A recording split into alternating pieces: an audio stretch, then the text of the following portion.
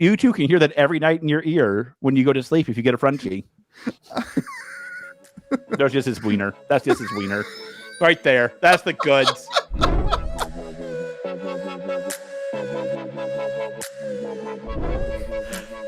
How do I tell that story? How do I bring that story up? You don't bring it up. I'm still calling the Charlie D'Amelio a fab. That's fine. Let's go. Is your thing has recording. A thing? Yeah, let's go. Come on, this is part of the intro. We're going, baby.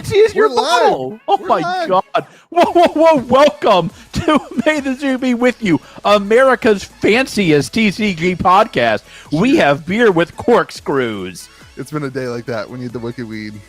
Our podcast never delayed, except for a couple weeks ago when Louis made it delayed. I'm, of course, joined by the Charlie D'Amelio of Fab himself. I love how nobody will know what that means, and we're going to keep it that way. That's an inside joke. Welcome to the podcast. If you want to know what it's about, DM me. I'll tell you without Louis because he said he would edit it out. I already did. Welcome back to the podcast, everyone. The world's #1 TCG podcast. Late night episode again. We have no clue if that's true or not. It doesn't really matter. We're going for it. I thought you meant late night. I'm like, no. I do know that. It's dark out.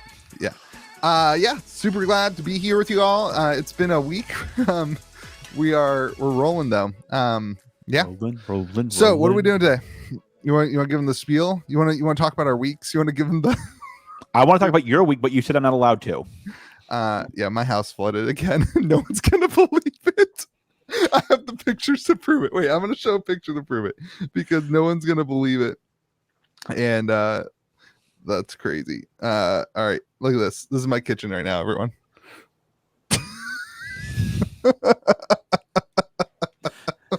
So that's why there hasn't been any content in 2 days other than a box opening.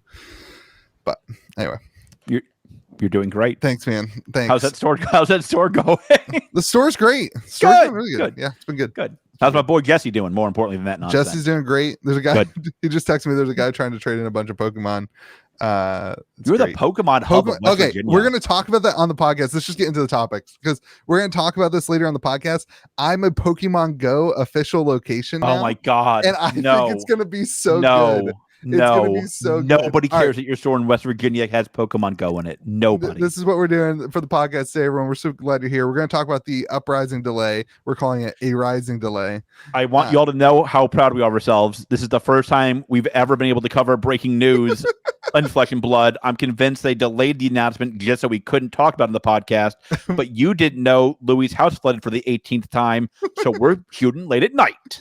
We're going to talk about pre-release and pump our pre-releases. Magic the Gathering is a dumpster fire, like a complete and utter disaster. Never could have seen it coming. Who could have guessed that? We're going to talk about their 30-year event, but George doesn't want to talk about it, so we'll probably barely discuss it. We're going to talk about 3 things about it, and they're all the 3 things you told me about them. Speaking of things George doesn't want to talk about, my Pokemon Go location, I want to share that. I think it's cool. I think it's good for people who are store owners. I think it's a cool thing. We're going to talk about some stuff coming up with Genesis. We're going to do a Cryptic Corner. And then we're going to talk about partnerships with Metazoo and them sending stuff to the moon. So kind of cool. Literally. Right. There's going to be a lot. Literally. Yes, almost literally. Let's literally get into it. Uprising delay. You give your take. I'll give mine. So this is some bad luck. Listen, Monarch was delayed. Oh, by the way, this episode has to be called Uprising to 1K. I've already promised it to your Discord because the last set to be delayed for Flesh and Blood was Monarch, and obviously y'all know Monarch is on the way to 1K. Anything for my Discord server. Amen. Shout out to the patrons. Shout out to Andrew. Amazing. Shout out to Andrew. That's it. And so I'm not upset about the delay because there's nothing they can do. The world is delayed. Right. I had to air freight plush for my fun parks. Yeah. I've never had to do that before, and this is my 10th year doing major parks. Yeah. That cost me tens of thousands of extra dollars. And it's just that they can't get it here in time without that. Right. It's that or I'll see you in 3 months. Mm-hmm. I'm very sympathetic to these problems. I know Monarch was delayed, a Metazoo set was delayed. Delays are going to happen with shipping now. Yeah. It's just part of where we are in the world. The timing of those kind of sucks. With that said, having Uprising release the same weekend as Double Masters pre-release is going to be brutal. That's going to be rough for stores. And that's going to be rough for players. Yeah. It will be rough for players who play both. It'll be rough for stores, but it'll be rough for players who play both. I don't think it really matters, though. Honestly, like, I don't know. Like, when the delay happened, it was just kind of like one of those things where it's like, okay, it's delayed. I think bigger than the Double Masters is like it's the weekend of July 4th. Like, that's, you can be patriotic and still play Flesh and Blood. Are you saying that like only terrorists play this game? Like, what are you alleging here? Not alleging anything, for the record. This is the FUD I've heard you do so often. Listen, no, like it's like the weekend before Thanksgiving or July 4th. How many beers did you have before you opened that one? Listen, oh God, I just got the kids down. I'm drained, man. I'm completely drained. Not gonna lie to y'all, I'm drained. This is why I have to carry. It's been a week. You're gonna have to carry today. It's fine though. Like really, like I think like the weekend of July 4th is a weird. It sucks. Like that sucks. But there's nothing you can do about it. It is what it is. It's gonna be rough. It is what it is. It's rough. It would have been rougher if they didn't change the Road to Nationals formats. That's not good. But I don't want to talk about that. Here's what I do want to say. This was the right decision to delay. Yeah. I would rather have a smooth release the weekend after a week delay than a dumpster fire release on time. Especially remember how stores don't have their allocations yet. Right.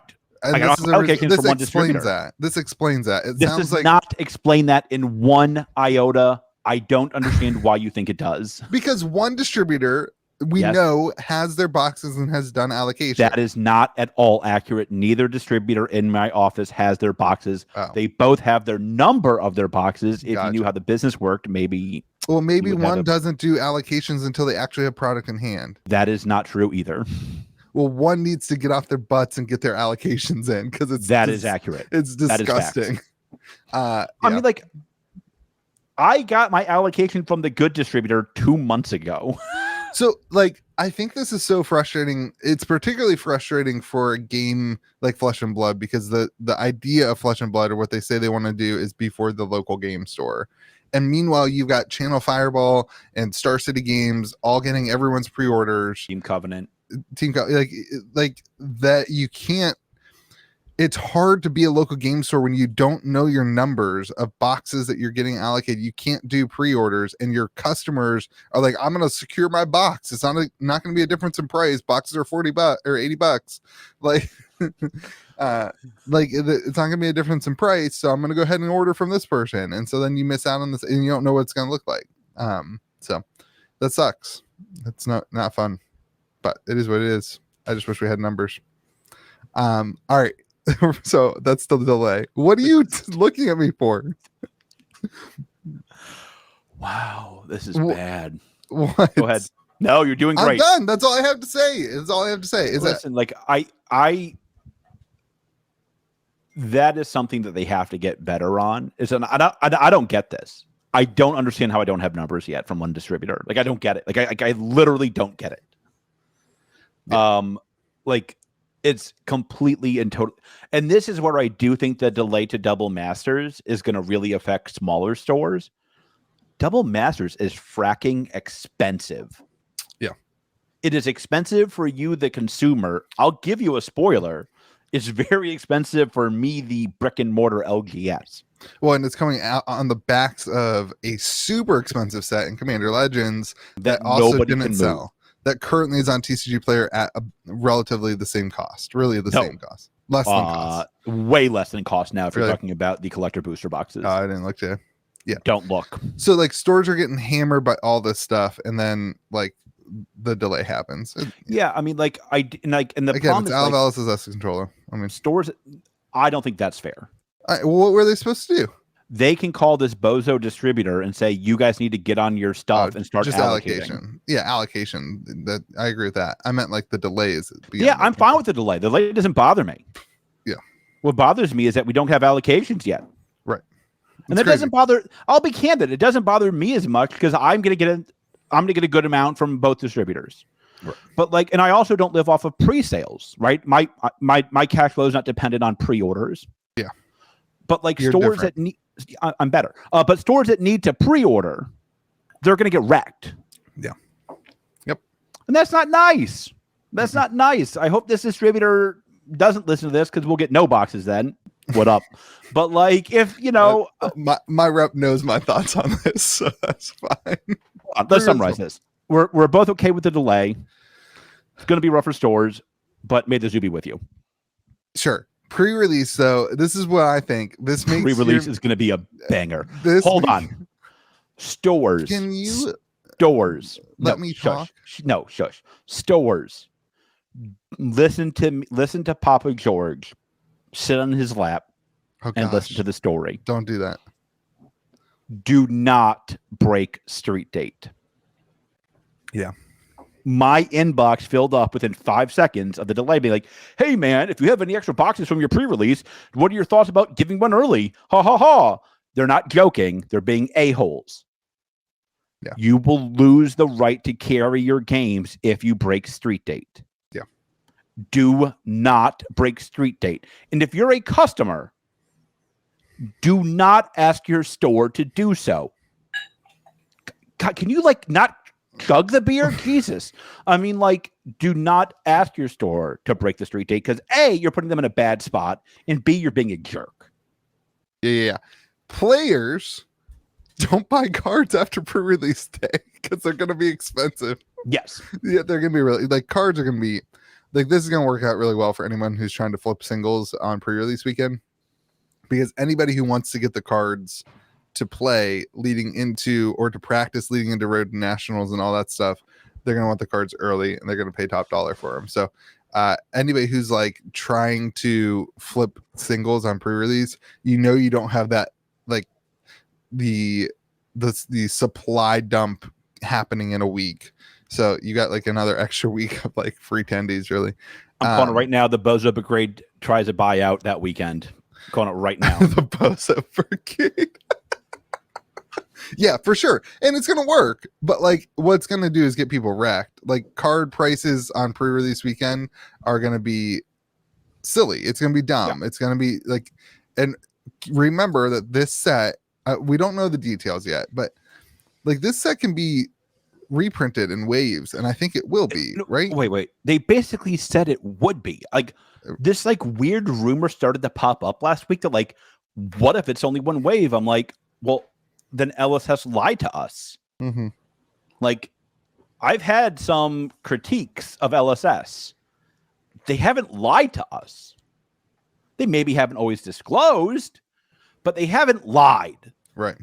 There will absolutely be a second wave of Uprising if the market demands it. I have no doubt about this. James White has said so himself, I believe. Well, this is just bozos trying to pump. This is not real. Don't overspend for a booster box or a single. And there needs to be, again, because like if there's not, then what product does an LGS sell from Flesh and Blood? If you sell out of Everfest or Uprising, if you sell out, then you have nothing to sell. Why carry the game? Like there needs to be a supply of product to stores. How do I say this nicely? Those people have every incentive in the world to try to convince you that this box is more limited than it is. Stupid. But I do think pre-release, those 2 weeks, now that it's 2 weeks and not 1 week until that supply shock happens, those cards are going to get expensive. If you want to be the first to get a PSA graded or a BGS grade, then sure, you're going to have to pay higher. But is my CPU overloaded or is your CPU overloaded? My computer's fine. My CPU is maxed out. This can cause audio sync. Mine's at 7% quality issues, and you sound fine. Let's just keep it rolling. You're fine. All right, this is dumb. Let's move on. There's not much to talk about. This is where it does matter what you said earlier about the first wave of Road to Nationals no longer being CC but being sealed. Right. That's a great solution to it. I don't love it, but that's all right. It's not a big deal to me. I mean, it's a good solution at least. I mean, I'm not saying I like it, but it's a solution to a problem. I like it. It's fine. I don't like it, but like it's fine. It doesn't bother me. Yeah. I think it's a good solution to the problem. May the be with you. Yeah. All right. Wait. I want to talk about one other quick thing about this. It's not delayed worldwide. It's just delayed USA. It is very unclear if that's true. I'm not sure if you saw the UK thing or not. I did not see the UK thing. What happened? Shocking. I'm on top of the news. The UK pre-release is also delayed now because of the similar distribution issues. Okay. So if it's delayed in the USA and the UK, why not just like they did with Monarch? They delayed everything. I mean, like, I don't know. I don't care if it's not delayed. I mean, like, let New Zealand play with their cards. You know, the Hobbitses are going to do what the Hobbitses do. That doesn't bother me. I was just curious. I guess I don't have an opinion on it. Let Hobbits have their fun. Hashtag let Hobbits have their fun. All right, cool. I mean, like, they got to chase that ring all over. It was just curious to me. It was curious to me of like, I've never seen a company do that. Like delay one place, but not everywhere. I don't know. Not criticizing it. Don't really care. All right. Moving on. Magic the Gathering. Things I do care about is a dumpster fire. This is horrible. I forget. Listen, somebody said last week on this podcast that you should be dumping your boxes as quickly as humanly possible. I'm just keeping them. I'm just keeping them. Just distribution has thousands. It's fine. It's not like I'm not. Now it's too late. It's too late. It was too late last week when we talked. I sold mine at like 5% loss, 10%. You did not sell all your boxes. There's no way. I did. I bet you have. I kept 2 cases of each box. That's crazy. Yeah, I crazy. dumped. I had them on TCG Player, and they weren't even selling. I dumped. I want you to know, and I mean this. This is the first Magic set I've ever dumped. Yeah, Rudy watches this podcast, so he talks about people like you on his channel and bashes them, and then people like me just lose all their money. Yeah, why does he bash me? Wait, what did I do wrong? He was bashing all the stores dumping. Why? Because he was saying it was silly. And why is it silly? I don't think I agree. Listen, it would be silly. Rudy, defend yourself on this comment section here. Why is that silly? I mean, like, I get it. You're clearing up capital, but it's not like a horrible set. It's just a bad set. This is the worst set of Magic since I've opened. Stop it.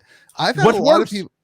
What's worse? Name a worse Magic set than this set. Crimson Vow? No.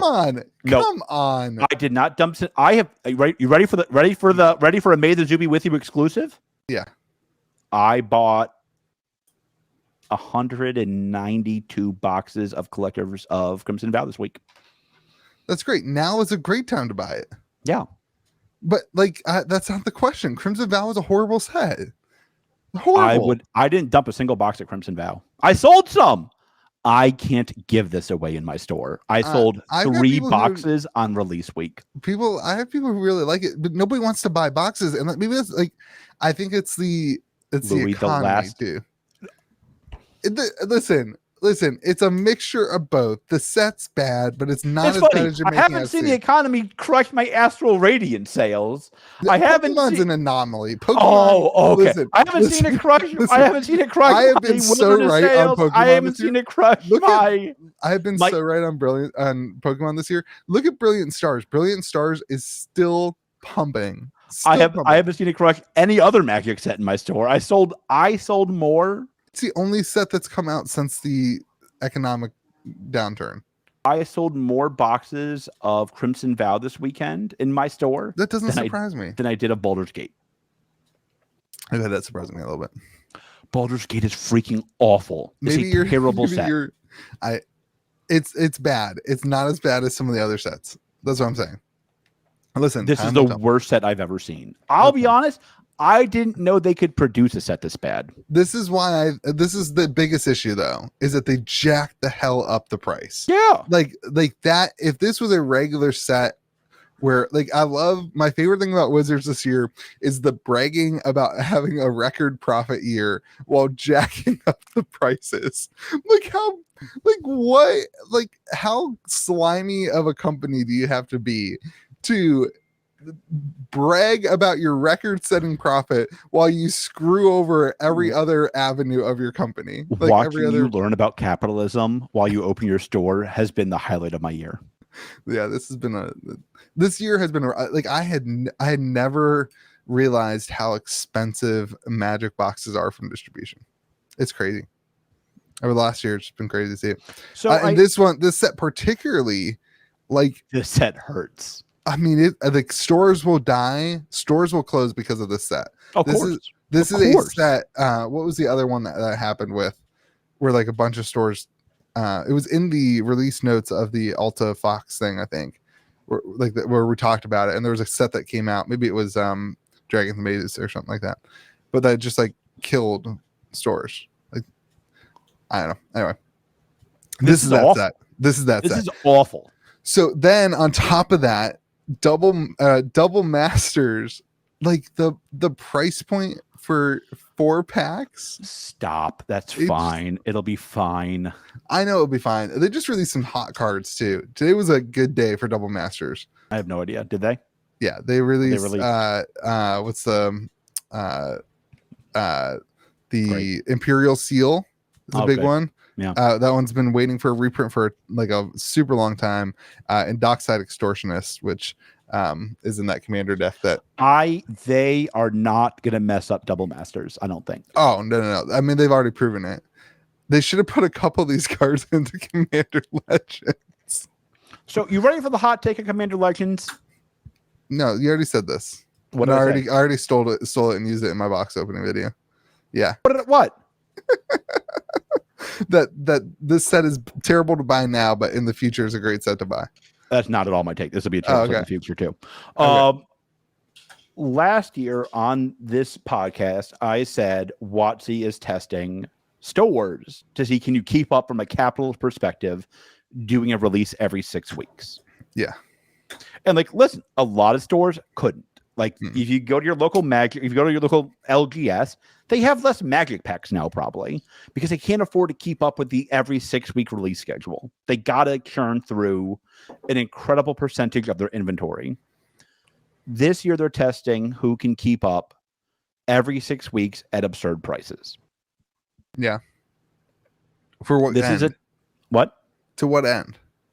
They don't want the riffraff. I don't think they want it, period. I don't know what it is. I think they don't want stores. I don't think that's true. I think this is, and I love you, Rudy. God, I'm picking on Rudy a lot this episode. That's fine. I still love you, like Rudy. 3 weeks straight of picking on Rudy, for the record. What did I say last week? Yeah. Speaking of Rudy, I hopped on the Magic Historian stream last night, and he's in. So just so you know, carrying the podcast. Yeah. So I showed him an email. I am hyped about that. So I mean, like, I don't think there's a reason Pokemon doesn't get rid of the LGS, and there's one reason: it's profit maximizing to be in them. If Pokemon or Magic could make more money without your LGS, they would do so. They do not care at all about me, certainly not Louis, and certainly not all these other LGSs. They don't care about that. They're not like, oh, I got to help out my buddy George. He wears those sweet Hawaiian shirts. What they do care about is their bottom line. Yeah. They believe, rightfully or wrongfully, that it is profit maximizing to be in LGSs still. Mm-hmm. So they are. The day they don't think it is, they won't be. That's it. Yeah, that's fair. I think they have realized that, like, the play is to be in less stores that have more capital. Okay, that's silly. Why? Because where are you going to play the game? Like, there's 7 stores in Charleston right now. Okay. If that went down to 3, everyone would still have his LGS. If that went down to that's Charleston. Like, but what about the rural areas that aren't a major? Like, come on. Charles. It goes like London, Paris, New York, L.A., Charleston, South Carolina. That's a good point. I forgot about that. It's still like a major area. There's a lot of people there. Charleston, West Virginia, the capital of our state, is 50,000 people. Listen, they need to start doing some cross-branding with Mountain Dew then, okay? I don't know what to tell you. If they did Magic the Gathering X Mountain Dew, A, I'd be in, and B, so would your whole state. Like it's just not a. You're just gonna find a lot of places that won't be able to. The find point games. is, like, if there's one store in Charleston, West Virginia, or 30, they'll still have a place for people to play. Here's my take on that. Okay. This is my disagree. I mean, it doesn't matter. We're shooting in the dark here, but they don't need us. Like they don't need us. They don't need us. So why use us? Like, does this profit maximize? This is why I'm such a fan of Flesh and Blood's vision and what they say, that they want to be for the local game store. And I know we've talked about it. There's a million other things, but like that's what got me involved in Flesh and Blood, was because I saw this happening 2 years ago with Magic. And like, it's just sad. It's just it's disappointing. It's sad and disappointing. But I don't know. I only say that based on the pricing. The pricing is the issue. Here's the trick. And I will tell you what I tell all of my lovely customers. They're like, why do they keep raising the price? Because you guys keep buying it. Sure. But if here's what I promise you. I will promise you. If you are a fan of Magic the Gathering, if all of you decide, I'm not going to buy a box over $250. Not going to happen. Bingo. Because people love it. But there you go. Why won't Magic increase prices to the point where it affects consumer behavior? Of course they will. Yeah. Of course they will. I get it. But like, listen, Fab rose their MSRP. Metazoo rose their MSRP. Yep. I say it only based on the prices because the onboarding experience over the last 6 months with Magic, as I've started doing Magic stuff, has been the best of any TCG I've been involved in for events. Yeah. It is. They give you like what Magic does better than anybody is their commander decks. Sure. But I'm talking like the communication, like somebody called me, they walked me through all the stuff. Like they seemingly care, but then they put the price on everything and it's the same price on Amazon. Like, I don't know. Anyway, moving on. If you're competing with Amazon, you're doing something wrong. I'm not competing with Amazon. I'm just saying like the attitude of it is what the issue is. It's like, I don't know. Move on. I get it. We've done the soapbox enough.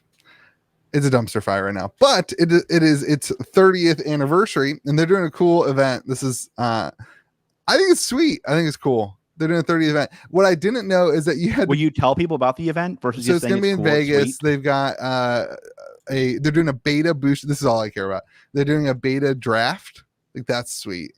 They're doing all sorts of, big event stuff. What I didn't know when I said we should talk about this on the podcast is that they have a secret layer that's like not part of the event package.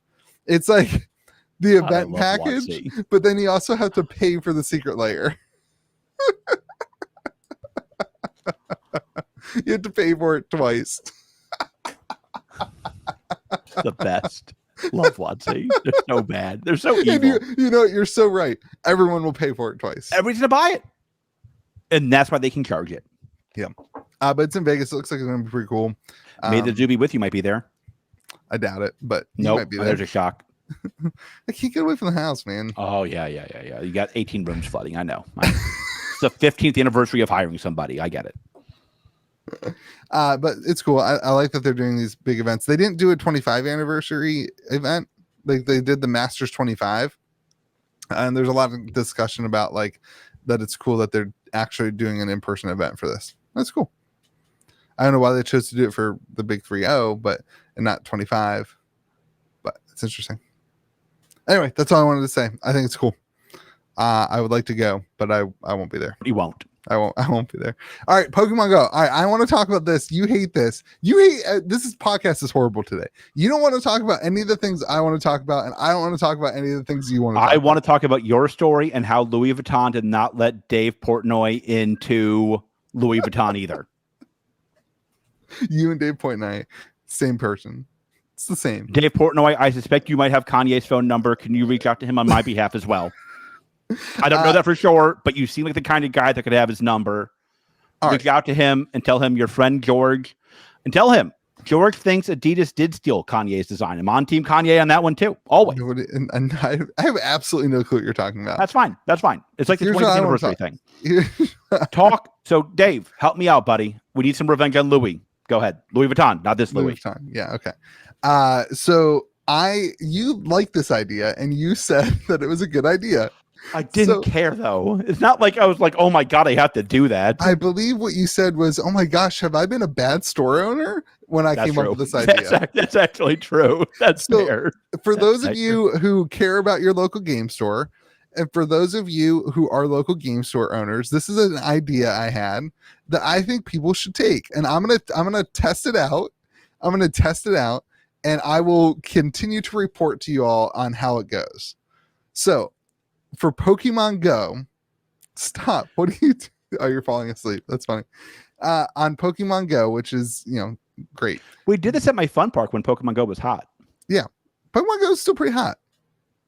It's not as hot as it was during the pandemic. I understand. Like, I get it. But for Pokemon Go, you can pay.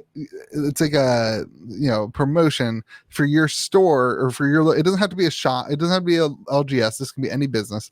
To be a location in Pokemon Go that has raids and has all these things, and then you can also have a thing where it swipes and it shows your product, and you can do a discount for people to come into the store. So I'm going to do like a $5 off a box of Pokemon or whatever if you come into the store and catch your Pokemon in the store. I think it's going to be sweet. I'm super excited for it. Like this was. I'm not going to lie. Like I stayed up late at night thinking about how great this is going to be. And it will be something that either lets me down big time or something that I call you and say, I told you so about. The podcast works a lot better when you and I go back and forth on things. Do you not have any opinion or anything else to say? I don't know. Like, honestly, like, here's my problem with it is that like Pokemon is so in fuego right now. Yeah. It's like I don't need any. Like the last thing I need is more normies coming into my store to buy boxes. Why? I don't like Louis. I can't get enough boxes. You don't do any trade-ins, do you? No. Oh, see, like that's trade-ins have been the biggest thing for me. I can't keep the cards in stock on TCG Player for the modern stuff. It's crazy. Pokemon is literally as hot as I think it's ever been. And I'm including the prices are not as crazy as the Logan Paul bananas, but like I think it is hotter now than it was back then. And particularly modern Pokemon is hotter now than it was back then. Back then, everybody was focused on vintage and getting their cards out of their attic and watching Logan Paul open a first edition box. Like now everyone just wants to open packs and collect the set. It's crazy. It's awesome. But it's flying. I mean, it's absolutely flying on TCG Player. It is a good time to do it if you're going to do it because of the Pokemon Go set coming out. Exactly. That's where it all came from. Oh, and also there's a we're going back to Magic for a minute. Are you going to edit this back out? No, absolutely not. Oh, because you're drunk. I forgot about that. I'm not. A certain birdie has told both of us that Zendikar Rising, Strixhaven, and Kaldheim have one last small final print run. It's Kaldheim. I could not care less about the set that I hate. It's not Kaldheim. Do I hate that set more than this set? Why? I might. That set was pretty bad. It didn't cost me as much, though. I had a collector box of that left over, and it's like on my shelf, and I just like put it behind the shelf. I was like, I need the space, but it's not going to sell. I'll come across it later. I have so many collector users of that. But, like, that's a perfect example. You know where they are? They're in my storage room. Yeah. Not dumping them. They will go up eventually. Because they didn't cost you as much, though. No, it's because the set is like, that set will age well. This set's going to be I think it's also the amount of money that it costs, though. Yeah, if a box costs you like over $200, you're going to sell it to get your money back because you can use it to get more product that might sell. A box that costs, lower price point, you're less likely to sell it, to dump it. No. I'd have no problem holding this box if I thought I would go up in price in the medium term. You don't know how it works because you're not broke. Take it from a store who needs the 200 You bucks. want this? I need this. Are you going to sell the Zendikar Rising collector box I gave you? No. Okay, good. It's on my shelf. It's right there. All right, good. You can't see it. It's on my shelf. You know why I asked you for that, right? Mm. Because one night at like 3 a.m. I was like, I'm gonna open boxes, and I opened 4 of them. It's the only time. I want you to know the only time you did a good job not telling me that story until you already got your box from me. I would have absolutely told you to go to TCG Player. It's the only time in my life that I have opened sealed product like on a impulse, and I opened 4 of them. Film it for content? No, oh no, God no. It was like one of those times where I didn't want to make Flesh and Blood content, and I was scared to make Magic content, so I just did it. Did you at least get good pulls? Pokemon, huh? No, I got horrible. I didn't get any. Like I didn't get the fetch lands or anything. Back to Pokemon. Pokemon, it flies. Like it just absolutely flies, and I don't think that Pokemon has really been impacted at all by the last 6-month downturn in TCGs and really the last couple months. Like I don't feel like singles have slowed down for me. I don't want to say anything. TCGs have held up better than I thought they would. That's true. Yeah, I agree. I'm not jinxing it. Knock on wood. But like Pokemon hasn't moved at all. Like, no. Like Brilliant Stars. Pokemon is totally insane right now. Well, That's Brilliant great. Stars is getting a reprint in a couple of weeks. Yeah, but still like 145. That's my point. It's still booming, and so is Vivid. Somebody told me Vivid Voltage is getting a small reprint, which is wild. I heard Evolving Skies is getting a reprint in that August. we knew of. Oh, I didn't know about it, so I'm behind. But cool. All right, that's by the way, that's good. Reprint it. Oh, 100%. Reprint I think 3 waves, something like that. Make sure people can complete their sets. Reprint it 10 waves. I don't care, baby. Let your freak flag fly. You don't need to worry about Louis tendies. Care about your customers. All right, Genesis. They had an awesome time at Origins. Of course. So West Virginia borders. I know you don't know geography. Borders Ohio, and who cares? Like, what? Are you, like, this is like the Louis useless fact episode.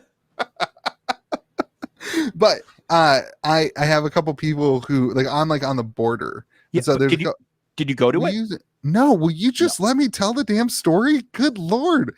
I'm like on the border. I'm like 45 minutes away from the border of Ohio. So there's some people who come from Ohio who also went to Origins. I'm they're right in the middle of me and. We get it. You know people who went to Origins. That part of the story is now done. Continue. And how many beers did you have? George, I haven't even finished this. I still have plenty. I'm good. It's not the beer. It's the kids in the. It's my life. It's my life. It's my life. Right now, I can barely hear you because the fans and dehumidifier. It's like a dehumidifier is the size of me, and as my comment section has made that's known, fat. That's a big person. Anyway, I can hardly hear you because of the fans that are going on upstairs.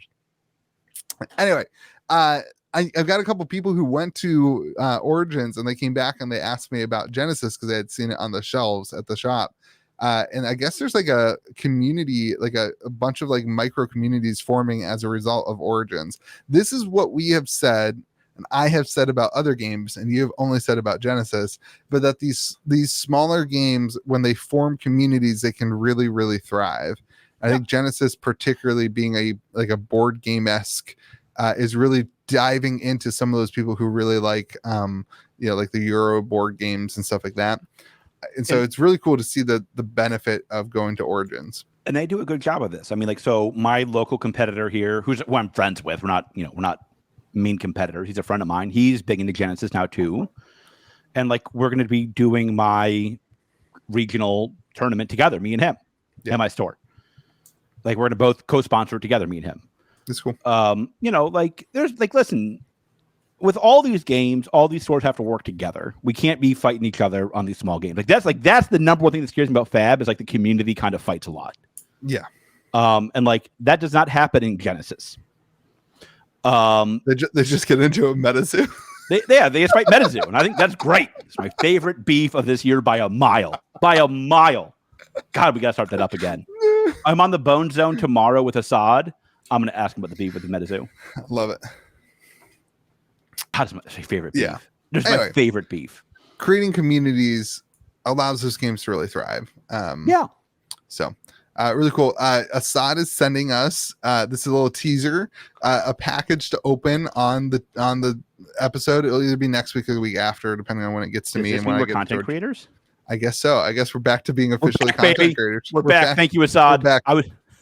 I was feeling very lack of content creatory until this moment, so I appreciate the reminder. Yeah. And then they released the print run numbers for stuff, which is crazy. Crazy low. It's insane. Like but really good growth. I think one of the really cool things is the growth between the two print runs that have even like sold out. So I think go ahead. I have said this the whole time. Genesis is growing at Genesis's pace, and that's good. Yeah. Genesis has done a very good job of not caring about the attendees and not getting into that mess. Because I think they've seen, and I think like Assad, like this was before a lot of the attendee mess that's occurred in all these other games. Assad, I think, saw that this kind of attendee craze that takes over a lot of these games ends in collapse. Right. And it does, like maybe the game survives, maybe the game doesn't survive. That remains to be seen for a lot of these games. But going from like Tendy Town to like, oh my God, normal market can be a huge letdown for the community. And Assad was just like, I'm not going to deal with any of that. I'm going to make a good game. I'm going to play test a good game. I'm going to keep producing a good game, and I'm going to grow a good game. Right. And that's what he's doing, and that's what Assad needs to keep doing. And it shows in the way that he's increased the print runs and moved on. I'm pulling it up right now, and George, you can just listen. But so like alpha boxes, starter kits, super low, right? Like 100 kits. I can always listen to that. Well, the original ones are 31 kits, but like there you go. They have like different printings. And remember, for all of you Kickstarter fans, the pre-alpha cards, some of them will be in your Origins Kickstarter boxes. Yeah, a lot of the alpha stuff is there. Like the alpha booster box, there was like 50 packs in 8 boxes. It was like a tiny game because remember, like this was when it started. If you guys haven't remember the interview when it started, it was Assad and his friends wanted a game that they could print for themselves because they couldn't really do Magic. They couldn't keep up with the Magic stuff. So he made a game that him and his friends could play. That's what the alpha stuff was. And then the beta boxes are 561 boxes. Welcome to Jalara or 665. But then they put out the Jalara second edition, which is what we included in our bundle that we sold a bunch of. So that was Jalara second edition was 3,147. That was the first print, and then they just printed a much different wave that has different cards in it and stuff like that. So 3,000 boxes. I mean, they sold out of that. Like that shows a lot of growth from that beta side of like 561 boxes. That's a 6x growth. That's awesome. Now that we're seeing some headwinds for the economy, like we talked about, looks like the R word becomes more likely. Yeah. I can think of no company better suited to weather it than Genesis. They're already right sized. They don't have a lot of weight. They don't have a lot of fat. Not like you. They're lean and mean. You don't get another one. That was twice. One more and it's going to start affecting me. I want you to know how bad I want to say no right now. You're so fat when you said around the house. You said around the house. That's good. That's good. You're so fat when you said the rainbow Skittles come out. Wow. Hurtful. That's all I remember. That's all I remember. That's put your favorite Yo Mama joke in the comments after you like the video or thumbs down the video. Just make him do it. Put your favorite Louis Fat jokes in the comments. It's fine. That's fine with me. I don't care. Like I'm not offended. Like okay. But I think you make a great point. Like they don't have the debt. They don't have the they're not trying to be bigger than they are. And that's a great win. And like they're not like the thing that scares me with a lot of these games is like, are they going to print 300,000 boxes? And then when distro says, hey, I only need 50,000, now they're stuck with 250,000 boxes. What do you do? Right. Genesis won't have that problem. Right. Now they're not going to have the attendees, right? Assad will live in a normal person house and live a normal person life. But like Assad's going to grow a game for 30 years. This is his life. This is super, super similar to a board game, and not even just the way that it plays, but the way he's printing it and the way he's doing it. Like if you look at like, I don't know, like Settlers of Catan, It was never like this major thing. It's an old game. Like it's only recently that Settlers of Catan has become like the game of our generation and that kind of thing. Why are you going like this? Because that was the game of my generation when I was in college 20 years ago, 15 years ago. Yeah, but like it's different. It's way bigger. It's way bigger now than when you were in college. Like you, it's way bigger now than you were in college. You know I'm sensitive about that, and I think that's why they didn't let me into Louis Vuitton. That was a good one. I'm proud of that. And I'm glad that you made fun of me 3 times today, so that allowed me to get you that one. I'm glad we have our ratios down right. Not of our portion sizes, but of our jokes and insults. But my point is, like, it didn't. I don't know. I guess I don't. I guess you make a good point that it was pretty big, but the growth rate of a board game, I guess a better example would be some of the other indie board games that have really good cult followings that love their game and are extremely successful. And first print run stuff is really expensive, and there's a market of collectors because they love it. It's not just about the tendies, it's about the actual love of the game. I have literally no doubt Genesis is here in 10 years. Yeah, I could be wrong, but I have no doubt. I agree. And it's really cool. I mean, so those of you who did back the Kickstarter, George makes a great point. Like a lot of that stuff that they release of these older stuff that are incredibly rare, it's really cool to think like that could be in your Kickstarter box that you get. So good stuff. Ready to move on? You ready to share your scoopies? Your Cryptic Corner scoopies? So I talked to our friend Tanner today. Yeah, was he still better dressed than you? Probably. Yeah. He has it like he had like the sleeveless shirt with all the tattoos. He's better looking. And it's not just the dress. Yeah, I don't know that. Let's not get crazy here. All right. He might not get into Louis Vuitton either. No, I agree with that. All right, Tanner, next time we're together, we'll both try to go to Louis and see who they let in first. Me, you, Dave Portnoy, and Kanye. So he has his format for his game. Hold on, let me pull up the title of it here. This is Scoobies. George has to. Can you give us your spider fingers instead of you looking down at your phone? No, because it's a text versus a Discord. Oh, yeah. It's called Crucible. Don't do Cryptic Corner Crucible. Pro tip. So Crucible is a 4-player version of Cryptic, and it is quickly becoming the preferred format for people to play at the con. Oh yeah, cool. And I think that's good. Like that is a casual format game. I cannot tell you the number one thing I've learned in this last year is how important casual formats are for TCGs. That is the only if you Louis has learned very little this year. Yeah, that's true. But that should be number one. How big is that beer, by the way? It's a pint. You've never had. I'm gonna send you some of this. So good. This is sour for those of you guys who are still watching this horrible podcast. What? No, I'm killing it. This is my favorite beer in the world. It's the Black Angel from Wicked Weed. And my buddy, anytime he goes there, I'm like, hey, get me 6 of those. They're stupid expensive though. It's like a $15 beer. So I'm not gonna lie, I very rarely drink. Since I have a bunch of games like in barcades, I never pay for drinks anymore. I always if I want to beer, I'm like, I'm gonna go to the barcade. They'll pay for my drink for me. I'm such a cheapskate. All right, let's talk about multi-format. So this is why they want me to Louis Vuitton. Do you know anything about it? No. Okay, that's great. This is the extent of your Scoopy. Scoopy complete. Okay, Cryptic is pumping. People are getting really. Oh, there we go. Louis on about the finances. I'm on about the gameplay. Never could have seen it coming. Oh my gosh. Who could have thought? Who could have seen this? People are getting really, really excited for the Kickstarter stuff. I have more and more people reaching out to me being like, hey man, I didn't back Kickstarter. I'm starting to see everyone talking about it and I have FOMO. Are you going to be offering your Kickstarter boxes, as a store? And the answer to that is yes, I am going to be selling my boxes as a store. That's what I'm doing.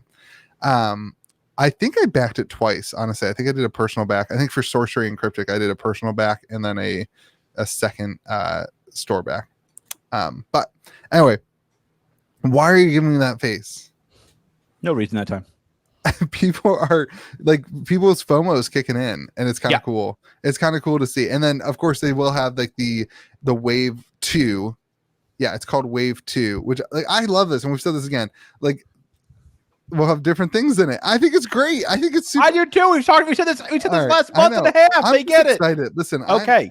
I was telling somebody the other day, Cryptic is the same level of excitement that I felt when Flesh and Blood started. When I got into Flesh and Blood, like if I didn't start a channel on Flesh and Blood, I feel like I would have started a channel around Cryptic. Like it's got all the stuff that I love. And I'm really, really excited for the game. So it is comments like that remind me how differently we came into Flesh and Blood. Yes. Yeah. Like I was like legit early. You were fake early. Like I was super not excited for Flesh and Blood. I was terrified. So that.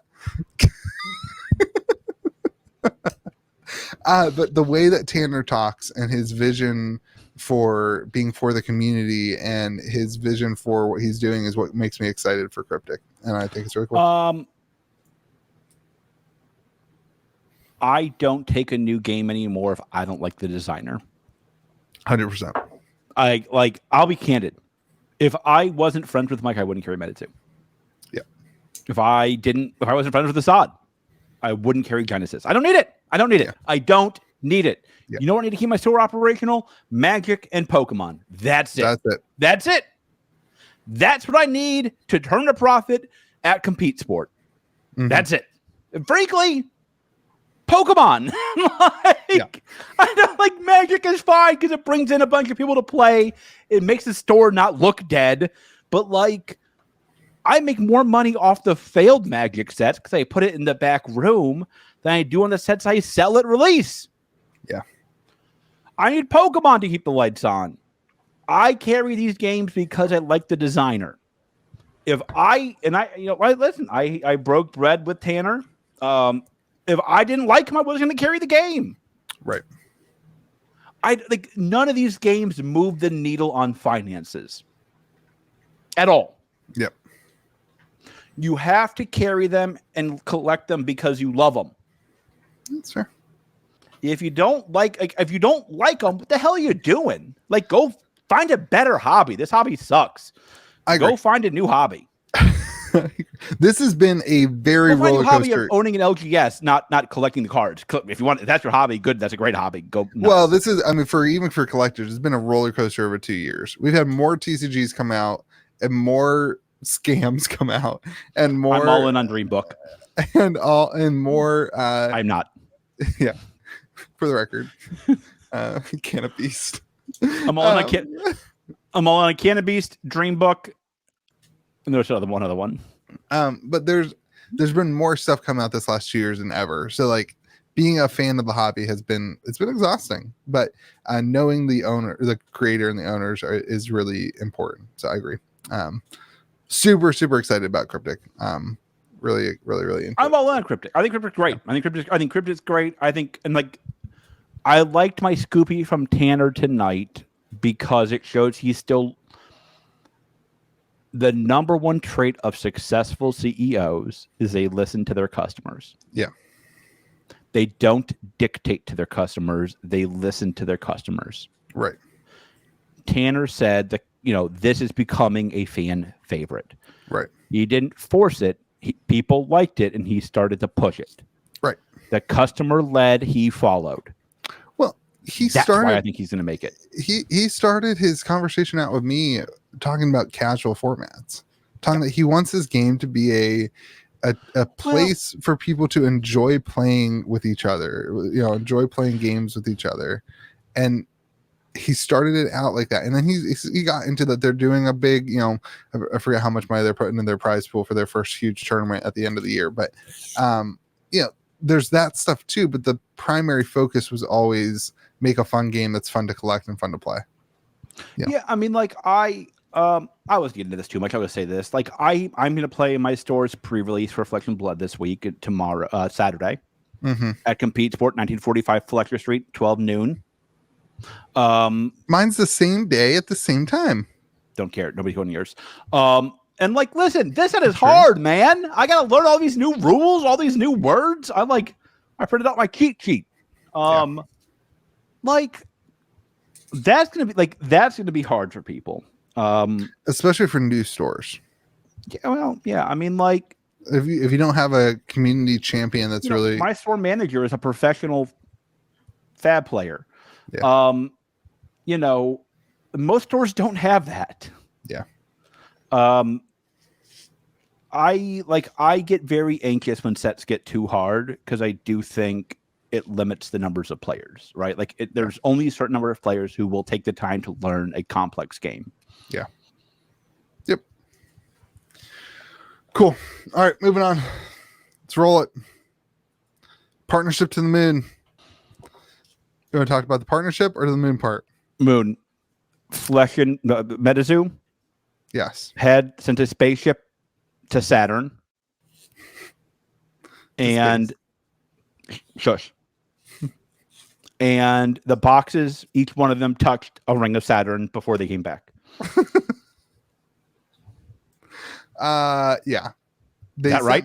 I don't know. They sent some foil and some cards to the moon, and they're using the foil to stamp.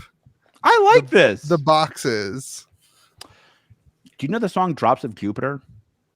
That was playing at. We had to eat at McDonald's tonight because we couldn't use the kitchen.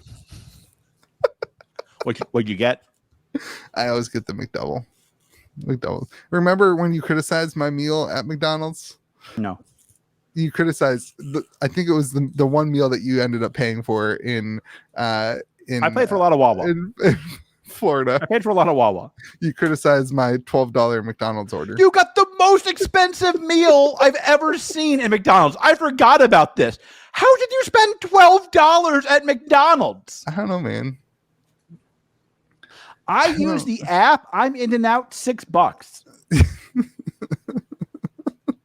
You're like, give me 15 ice creams, 4 cheeseburgers. I think I did get cookies. McDonald's cookies hit in a different way. They're awful. No, but they're special. They're awful. They are special. They're awful. Oh, look who's coming up. Speaking of special, they're awful in like a. I meant special as like important. You big dummy. Oh my gosh, that noise. You too can sleep. You too can hear that every night in your ear when you go to sleep if you get a Frenchie. There's just his wiener. That's just his wiener. Right there. That's the goods.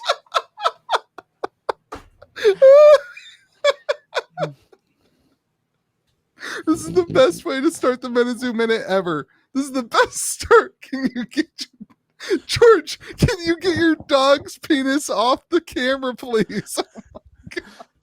Oh all right, Ollie. Louis doesn't want to see you anymore. Okay.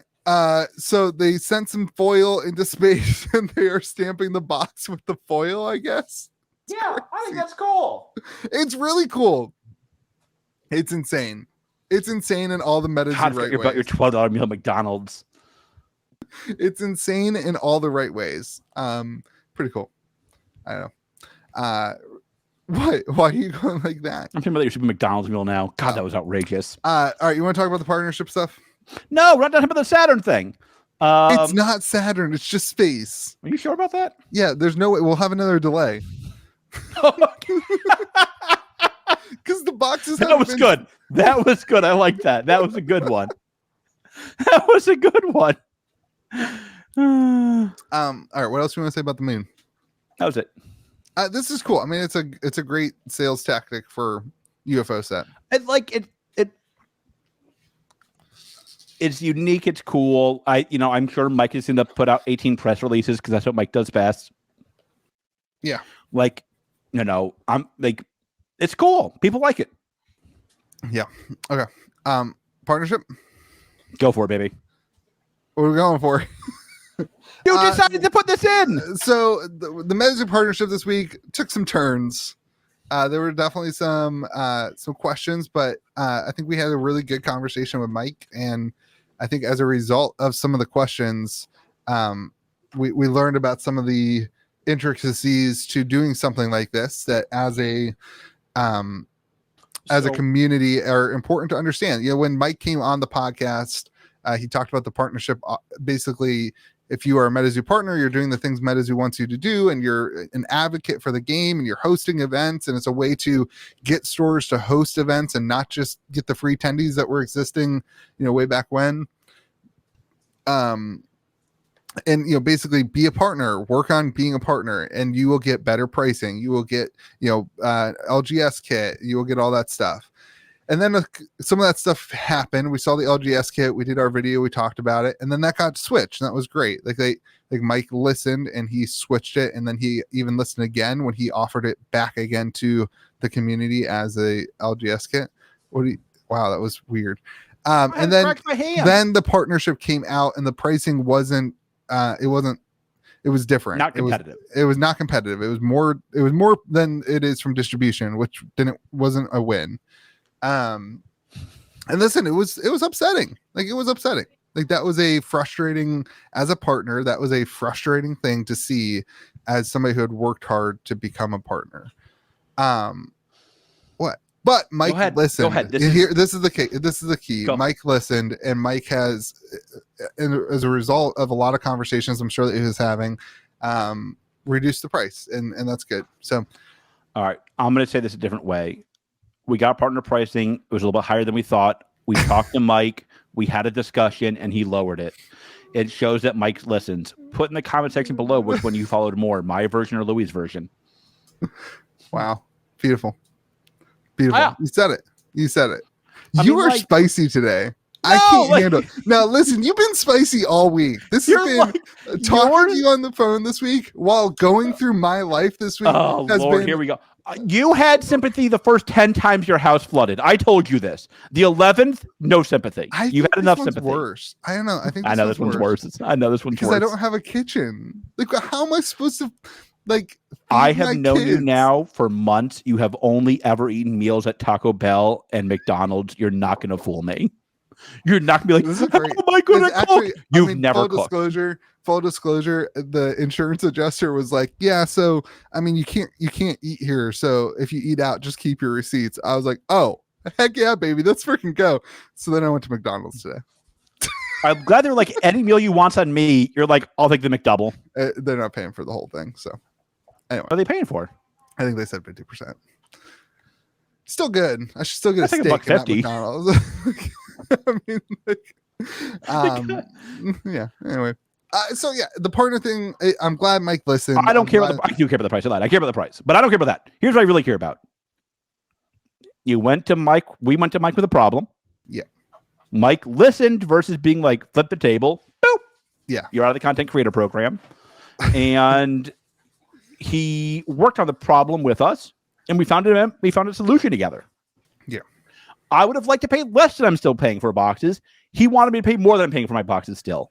That's a good compromise. Yeah. I'd like the boxes for free, to be honest. I want Mike to be able to eat, Louis. Wow. You turned that one good. You turned that good. I turned it on you. You turned it on me. You win. I should never have attacked you. You're right. That's what you get for calling me fat. But yeah. So I think UFO is still going to be a wild set. Are we doing it? We may have some stuff coming up. George, we will have a Metazoo Be With You bundle. We will have a Metazoo Be With You website where you can buy stuff. What? No, we're doing a Metazoo Be With You bundle. I don't think we are.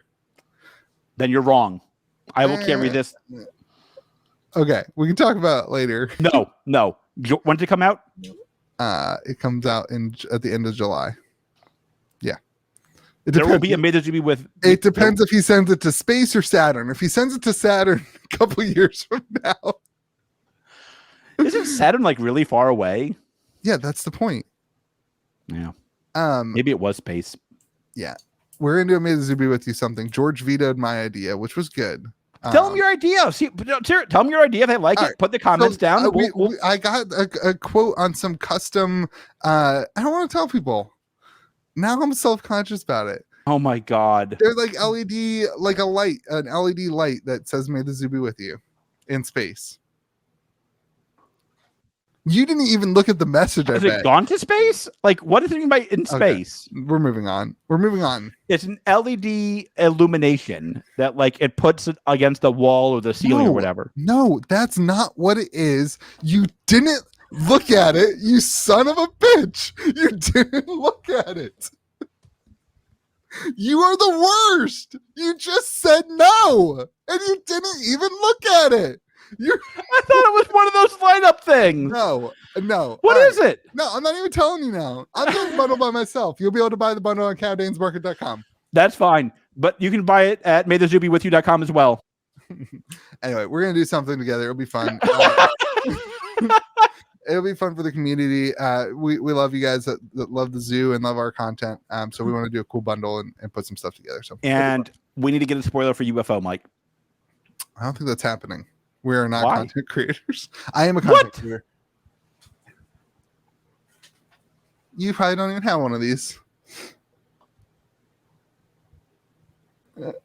One of us is a content creator. And he also got you a Kickstarter box in the beginning when you first started with the zoo. I got nothing. I have paid for every single thing I've ever gotten from Metazoo. Yeah. Well, yeah. You don't make content. I carry content. I don't make it. I carry it.